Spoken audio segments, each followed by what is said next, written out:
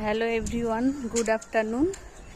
এখন বাজে প্রায় 4টে মতো। তো এখন ছাদে এসেছি তোমাদের সঙ্গে একটা জিনিস শেয়ার করব বলে। তো চলো তোমাদের দেখাই আগে কি জিনিস। এই যে দেখো, এই যে দেখতে পাচ্ছ, এখানে একটা পাখি ডিম পেড়েছে। তো ডিমটা এই যে একটু হালকা হালকা সবুজ সবুজ কালার। তা অনেকক্ষণ আগেই দেখেছি, কিন্তু এখান থেকে তুলিনি, তোমাদের সঙ্গে এটা শেয়ার করব বলে।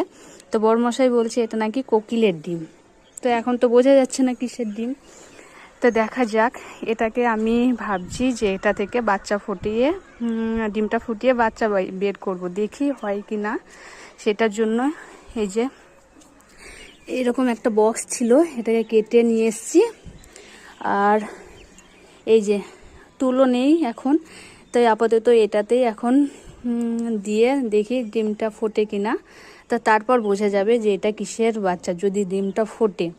তো চলো আগে আমি এটা এই বক্সের ভিতরে রেখে তারপর দেখাচ্ছি তোমাদের। এই যে বক্সের ভিতরে কিছুটা, এই যে এটা হচ্ছে পাটের ফেসো, এটা বিছিয়ে দিয়েছি। এবার ডিমটা এখানে রেখে দিলাম, দিয়ে বাকি কিছুটা আছে সেটা দিয়ে এটা ঢেকে দিচ্ছি। ঢেকে দিয়ে এই যে ঢাকনাটা একটু এইভাবে রেখে দিয়ে এখন রোদে রেখে দেব। এইভাবে ডিম ফুটতে প্রায় 20 দিন মতো তো লাগবেই। তো এখন এখানে রেখে দিই রোদে।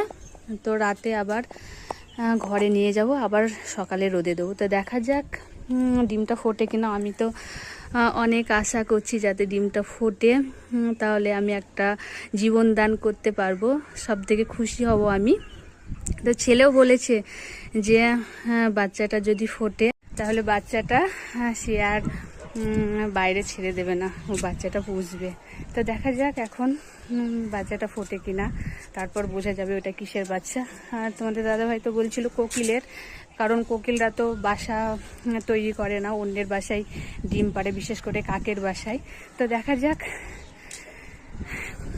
ডিমটা যদি ফোটে তো সব থেকে ভালো হবে, তখনই বোঝা যাবে। তো চলো আবার পরে ডিম ফোটার পরে তোমাদের সাথে শেয়ার করব।